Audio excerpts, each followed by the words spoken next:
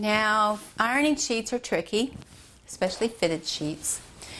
Because of the size of them, you're going to probably want to fold this little puppy in half, and you're just going to, ever so gently, and start off with a pretty warm iron. Most of these are going to want a lot of steam to get all these nice wrinkles out and make it nice and crisp for when you put it on the bed. And I know you're going to think, Alana, who irons sheets? But you know what? A lot of us do. So, just go up to the corner. This is a fitted sheet. And most of you ladies are going to know what I'm talking about. The pockets are fitted to go over the mattress.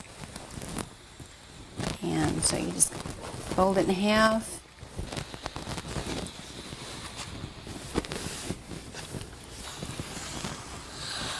And if you get a stubborn wrinkle, you can always just add some water to that little there and just iron it out.